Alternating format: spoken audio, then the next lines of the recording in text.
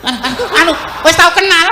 Ngawur Nek urung ngijab ki sapa? Urung tau kanggo agak pisan ngicipi. Alah, ra sida. Mergo golek dalane ra kecekel. Alah lah yo. Kuwi kaya ngono ki ya arep milih Mas Broto. Mas. Menika lho, wong itu mau Kang Mas. Ya menika koyo. Den Mas kok jenengan pacangan panjenengan lho Kang Mas. Kok Kedah. Den Mas kok matane iki dilekke lho. wis melek iki. Jenengan ki awake yo antarane iki karo iki kok yo nek yo genah beda ta. Panjenengan kedah demi tresno sejati lho Kang Mas. Den Mas kok ora ngono kuwi to. Dadi wong lanang mbok ora nyah-nyih ngono lho. Apa panjenengan gandrung kono kira-kira njan kowe nek tresno ya aku ngalah ra apa-apa senajan dipacang ini kira-kira njan gila mangkukup kula. Yen aku gandrung kene iki mesti gelem.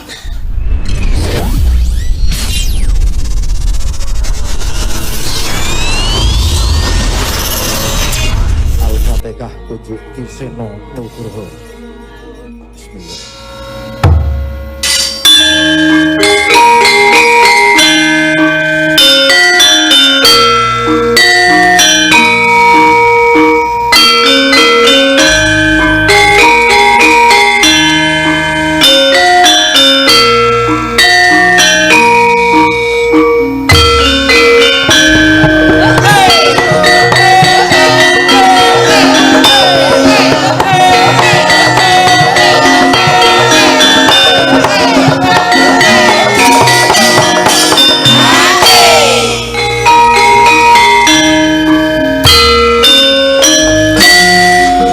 Sate kentar kawat sarong putih Sokong ijen bojo kurang atarake Sate gunung sama bakal putih Cicing wae aku bakal besuwe Sate sopo sing nyokok sate kita Sate sopo yang sorak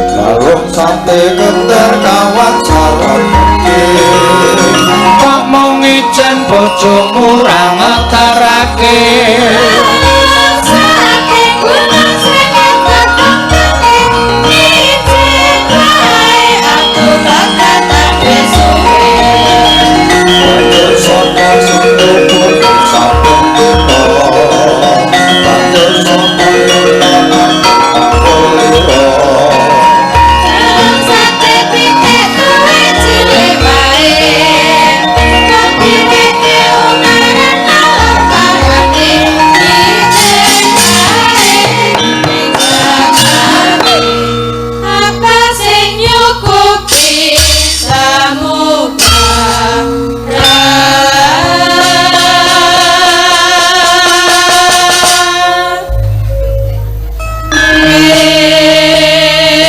karo Mbak Elisa moga Mbak Elisa jeneng. Bintang tamune telu kok. Heeh. Ya diaturake Mbak Elisa or karo Salaso. Heeh. Iki ning Boyolali pendatang baru kowe kudu iso bimbing Duk. Elisa sapi-apike lho. Kene iki nggon budaya. Budaya. Yaine alus-alus. Alus-alus. Nek ngendika sing alus. Oh ngendika sing alus. Ya. Oh nggih kados pundi niku Mbak Ateli? Ya. Sugeng dalu Bapak. Sugeng dalu, Pak. Wilujeng lelenggahan kanthi sekeca sinambi midhangetaken. Aja dawa-dawa. Ya. Sugeng dalu Bapak, sugeng midhangetaken ingkang sekeca. sinambi midhangetaken saha mirsani dalu menika pageliran ing dalu menika kanthi dalang Kisena Nugroho kanthi bintang tamu tetungguling waranggana mustikaning kenya mimin angga inggi aku sugimen we gayane mimin angga inggi badar sanalika lek kanggo idebar mahib tok hancurkan kredibilitasku ya eleng kowe iki supet ora iki kon supitan kowe eleng supet ora kowe supet ora ya ora wong wedok aku tetesan kok wedok aku mung dikerek kunire tok masa nek wedok kaya nguyuh kok ngadeg iya ngadeg ya sok jengkeng basane iki wis rada pener ning rada alon sithik nek mau krungu rasa apa cara utawa bapak sing ngacarani mau rane marai merinding nggih runtut apik banget iya kaya nek dalang janturan persis ngono ya mak tegese kene piyai kene iki budaya mula cak-cakmu ya sing apik nggih kula nyuwun pangapunten menawi wonten menawi wonten ketul-ketul ing atur kula mengke wonten lepat kula nyuwun pangapunten Elisa nek cara wong kene iki kaya wong Soko ya yu ngatemi apa wong ayu resik putih cantik rambutnya cantik biang enek wong dalang ngono kuwi ya dibengoki atuk bathi pira diruwangi nglengkeng nglengkeng apa mbak yu ngatemi ngerti ra mboten oh sesa aku dikenalke ya iya tak kenal tak preksone iki sebagai permulaan masuk wis alus nduk ya sesuk mbok menawa ditimbali rene meneh ya basane rada ditata meneh oh nggih kula belajar malih mugi-mugi saged kados Pak Mimin Mbak Apri sing saged basa Jawa ingkang sae basa ya kudu le apik body language awake piye ya kudu sing anu aja kaya wong setelen apa ngene sugeng dalu bapak aja medhuk-medhuk aja mudhun-mudhun aku mbok ngene wae ora apa-apa ora ana apa-apane aku ra nek kowe ngene rak ya yoga-yoga do gumoh lah jare kudu membungkuk ning ora ngono banget oh ya sugeng dalu bapak-bapak ibu-ibu ayu wis kapak-kapakno ora iso wis sak karepmu wis sak bebas-bebasmu wae sak penake atimu nah iya sak penake atimu wong wis padha maklum nek kowe iki ora Jawa asli dadine ya wis omonganmu wis teng pentalit ngono wis ora masalah ije nyuwun pangapunten mboten napa-napa nggih niki wong sampun kepanggih kali Panoto mboten napa-napa kok seneng kok kali kula langsung dirangkul ngene langsung pak foto waset langsung jepret lah ya langsung foto jegret-jegret meto jepret kowe iki lanang lho lali le aja cerak penuh lanang kok ya padha mung menang rupane ayu nggih niki nyuwun apa niki mau Pak iki mau ana sing nyuwun titip kangen dangdut iya mendem kangen kuwi ya Mbak tapi mbo aku ra dong aku nek gak lagune ya sing nyanyi Mbak Elisa ayo dijoli apa sa monggo langgamipun Pak Erik Darmadi menika langgam ngimpi oh terus ke langgam ngimpi mau ya ya kok sih kayak Elisa iso ora soalnya kuwi nganu apal ora kok ngimpi sa nggih rada apa lumayan ora rada iki wis pentas kok rada jadi iso apa ora iso apa ora sakit nek ditakoni aja muni rada iki wis dipirsani para rawuh para undangan iki kowe kudu ngaturke sing sapi-api yakin nggih iya sakit iso kok iso ki usus iso ki jeruan oh iya berarti sing pasti ya pokok men ora nah kowe ora pasti ning tekan kene yo an kok ora pasti piye yo lanang ora wedok ora lah piye yo lek aja kaya ngomong ngono kuwi nyinggung ati wong Jawa mbok nganggo bahasa sing penak kok lanang wedok ora maksudmu apa wandu mbok ngono langsung ya kuwi pasti ya wandu bapake pirsa Apri ki mosok wandu mosok nggih nek niku malah ayu niku wandu nek Mimin kan malah wedok asli arep tuwa angel lho golek wong wedok sing iso menek wit kambil gawe jogangan angel ya iya nah Ya diaturake ngimpine Mbak Elisa. Ya, monggo, ya. Seribat seripit lembehane merakat simpen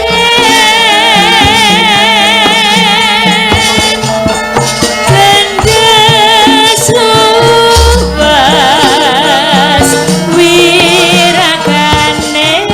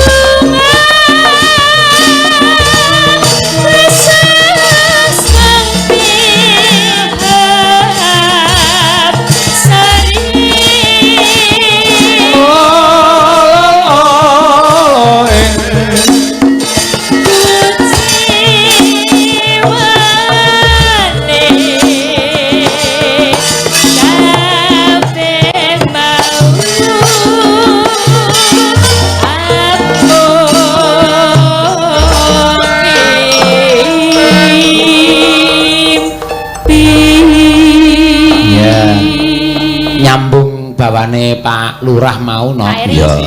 Langgamipun ngimpi. Iya, Mbak Elisa sing ngaturake. Lah iya. Secara suara pun saya menika nggih Mbak Limbo wis becik. Pripun? Suarane oh nggih nek babakan unggah-ungguh engko diajari sithik mboko sithik.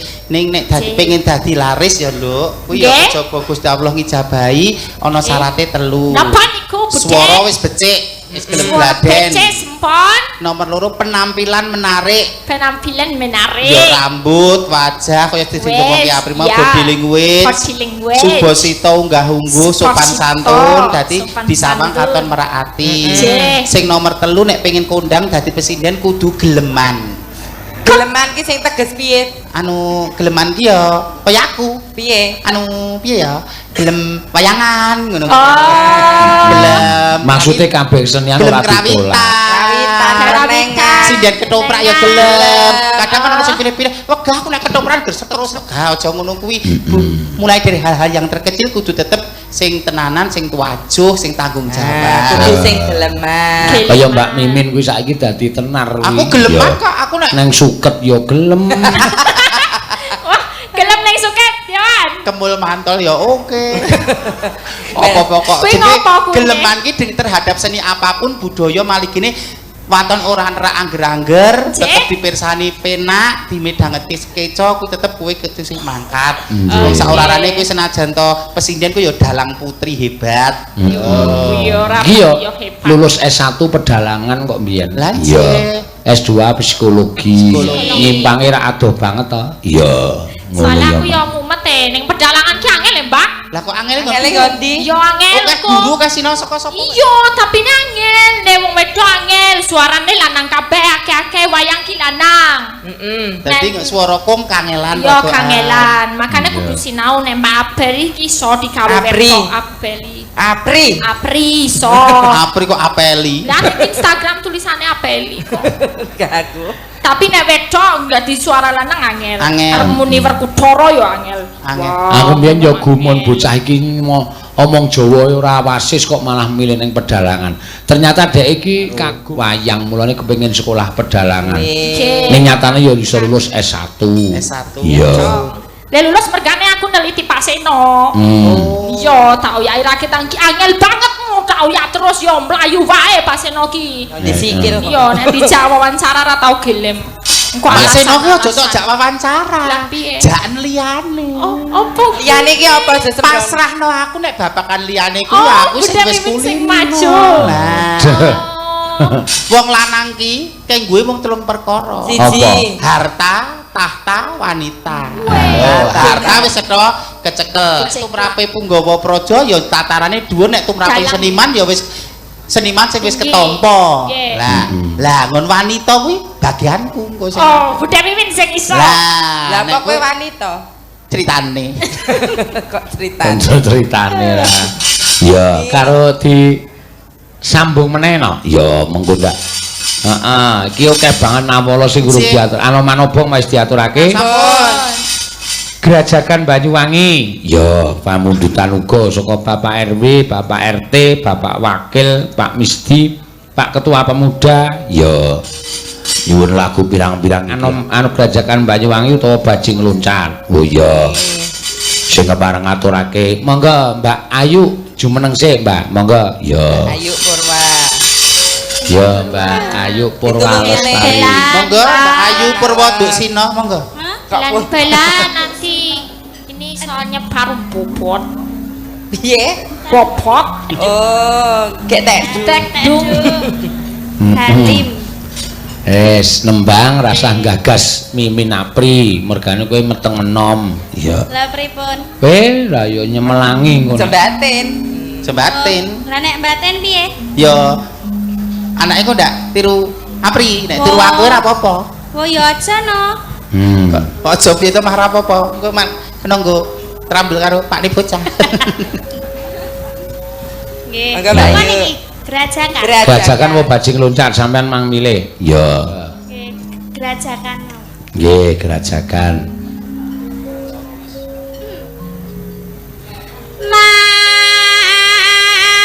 Mambiat mayon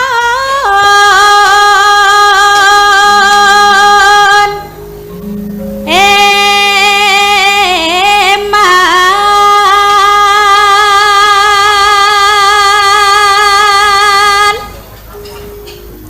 sawarane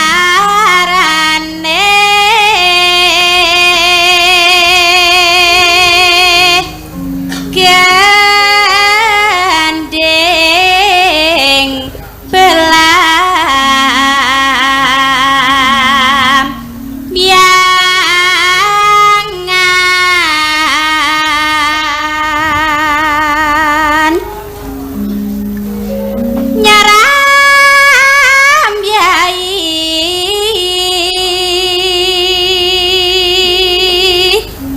nuswan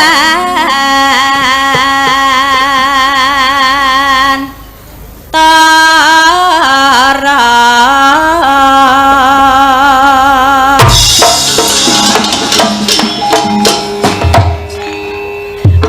Sabar Bude.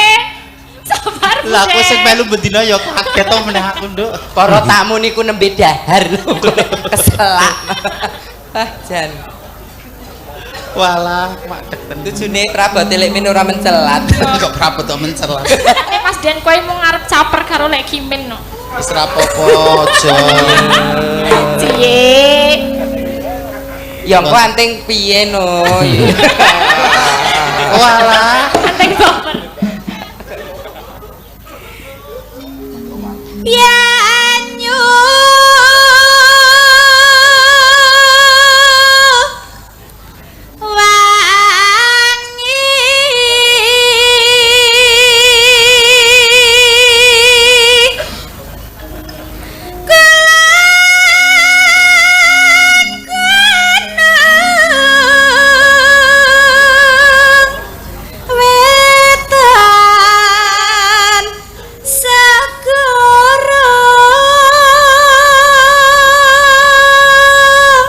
lor lan kidul lor lan kidul alas angker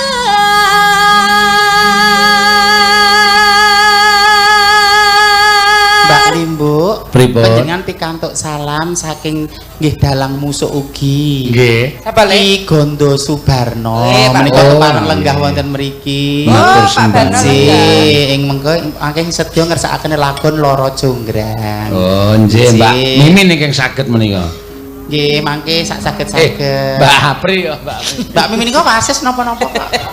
Pede. Lenggahipun wonten pundi Ki Gondo Subarno? Oh nggih, apik saiki serata dijak ditilapke terus. Setuwa Mboten mergo tuwa. kang kaliyan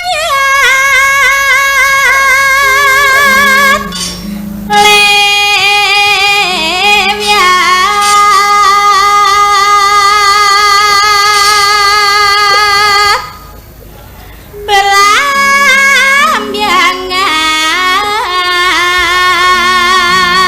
belambiangan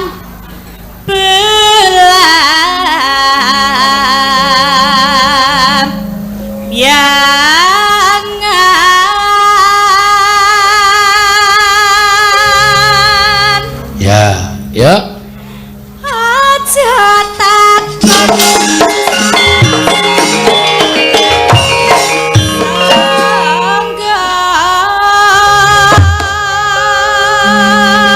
tanah tanah India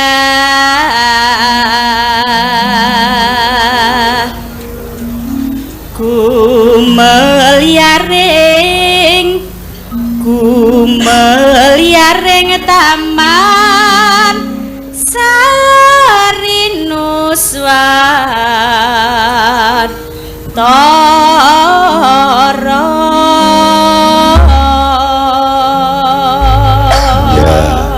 ya mangga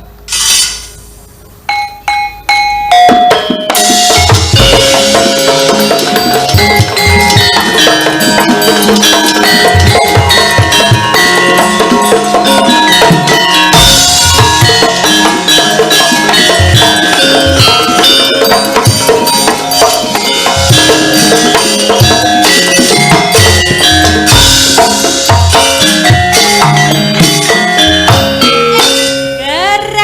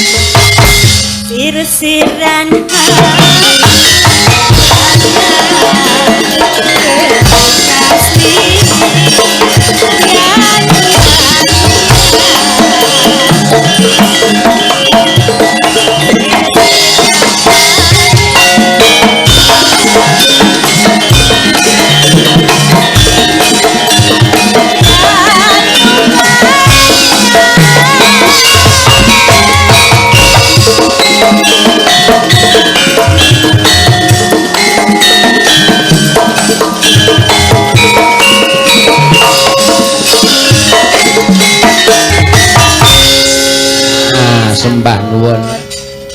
Rame banget jogetane kabeh HP. Iya ning sedaya sae. pripun saminipun? Sedaya sae Kang Beksa. Mboten. Kula ket wau kok malah mripat kula tok dadi kaya buyer ngrasake mimin le joget niku. Dhewe-dhewe kok kudu iso gawe koreografi dhewe, aja melu-melu. Lho mboten nek sak panggung ya kudune bareng. Sak panggung kudu kompak. Kompak. Ya ora joget dhewe. Dedek mboten saged ngikuti kok soalé kula. Oh, ya wis mau nek ra iso ngikuti tenguk malah HP. Ya kula tengok-tengok mawon ngoten. Foto. Nyanyi ra bener, joget ra bener, ngomong kleru. Pilihane terus napa? Nyuwara ra bener, joget kleru. Kula mboten ora nyalahke kok, Mbah. Nek wong papat iki kudu tariane sing bener. Sampeyan nganggo jengking-jengking bareng karepe piye? Metu kok konsep. Lah maksudnya nek arep kaya kowe ngene degek cara jabaratan ngono ki ora iso. Iki patute mah pek cengkeh ayo, Lek.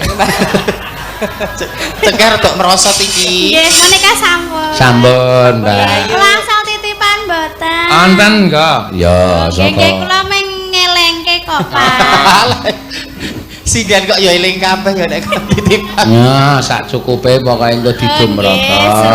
Kula angsal titipan boten. Apa? Kula angsal titipan boten. Aku ora paham omonganmu. Kula angsal titipan boten. Entuk, nya. Nah, ngono lho. Ciloro telu, papat, lima, enam, pitu. Ya. Alhamdulillah matur nuwun nggih Pasena. Mugi-mugi Kenapa, panjang yuswa nggih, mugi-mugi lancar rezekinipun. Mugi-mugi Angsal titipan boten. Ana. Ya kita iki wis pas. Ya. Wes pas nih. Enggak muat. Lho prikalo ditimbali kae lho. Pripun? Ya, apalagi engko dinggo suminten iso nesu iki engko. Nya dum-dumke. Ya ben rata. Rata. Matur sembah nuwun. Kula ingkang pungkasan kula pikantuk titipan mboten Pak Seno. Entuk kabeh Lah jelo. foto. Nek dalang berbudi bawa laksana ki mesti didongke karo sinden karo kanca-kanca yoga. kabeh Matur kok sembah enak. nuwun. Sih matur kowe tungen nduk pira nduk? Kok dadak diitung? Adik aku kok kaya ngene. Kaya det sawur. Kok disawur. pira Bude? Pira? 11 ping 2000. 11 ping 22. Rorikur. 2200. Piro? 22.000. Ya. Lho kok Wajan iki budhe kimen ini. nggo ning toilet umum ping 11. ora apa-apa. Matur nuwun nggih Kang Mas. Bisun. Arep ngopo kowe? Mbok kaya Pak Barno nika kula ambunge manut kok. Amah. Beda nek Pak Barno butuh kok kowe iki apa? Oh, arah ra kersa ya wis. Mah ora sambung-ambungan. Iki ndi tak silehke nduk iki beda kok. Piye lho lek kimin Wis iki? gawanane kowe sing bendaharane. Ora apa-apa kuwi wong pira ki mau 22 to? Nggih. Oh biasane 20 tok nyanyi kok. Tempat. Ora masalah. Boten apa-apa. Ya iki gentenan sing mau pamudan saka Pak Nata Mursita. Pak Nata Mursita ngersake apa, Nok? Ngersake Brahman. Oh ya. Niki sing elok niki. Brahman Mbak Tatin karo Mas Kiswan. Oh ya diaturake monggo. Ya wis ben jajal. Ayo Nek, Brahman nang daerahe wae ayo. Nek kira-kira ora masuk tak stop kan. Ya wis cukup banget terus cukup banget. Ayo mangga jumeneng piyai loro ya ana anu lho. Diparingi ro Pak Nata Mursita lho. Iya. Nek ora gelem munggah ya ora tak paringi. Ya monggo. Tuduk tuduk tuduk tuduk.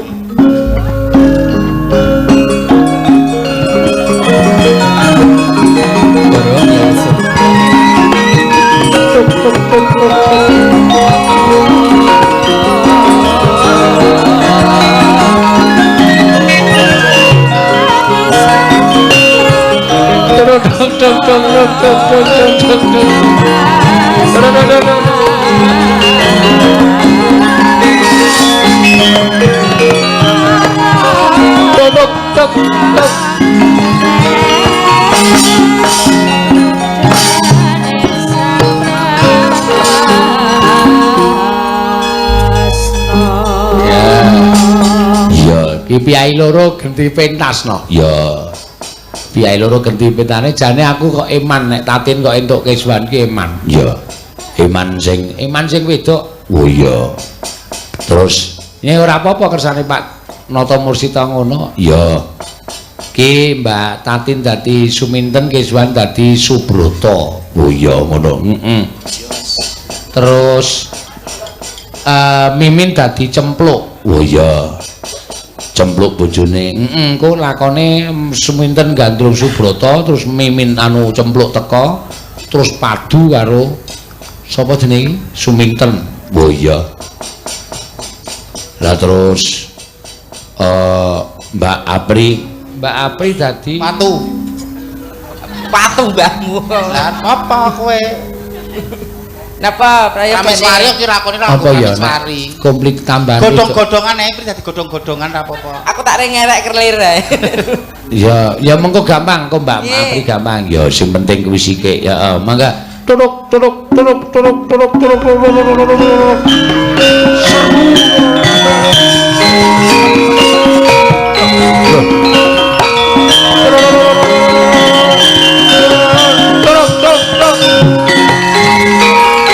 Iki mau srepeg dienggo ngiringi sinden arep nguyuhno. Iya. Turuk. Saiki ketoprake. Oh iya.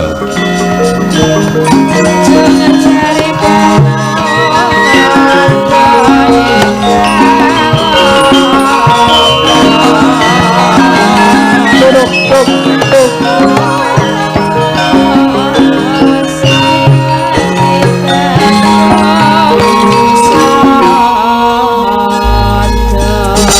Ya, mangga. Den Mas. Suminten iki. Injih Den Mas. Kok jenengan wonten mriki to? Loh, biasanya aku liwat dalan iki Suminten. Lah nggih, niki mau biasane jenengan liwat mriko kok. Yo liwat mriki. Ya dilalah wae aku nuruti krentek. Alasan nek ngaten iki Kang Mas. Kok iso kebeneran piye to? Lah kula niku ketwau niku nunggu jenengan liwat-liwat kok ya ora gek liwat-liwat ngono lho dilalah kok saiki ya liwat. Ora lah kok kowe nganti ngenteni nggonku liwati duwe karep apa? Jenengan mboten ngertos napa pripun to? Ya ora ngerti aku. Nek ora ngerti ya kene tak kandhani rene. Rene lho. Sik aja demak-demok ngene iki to, Ten. Lah ngapa to? Iki rak ya ora ngapa-ngapa lho namanya Kok nek ditemoki. dipresani piyayi akeh niki ra kepenak to. Ora kepenake nggon ngendi? Ya awake dhewe iki ora duwe apa kuwi? Apa?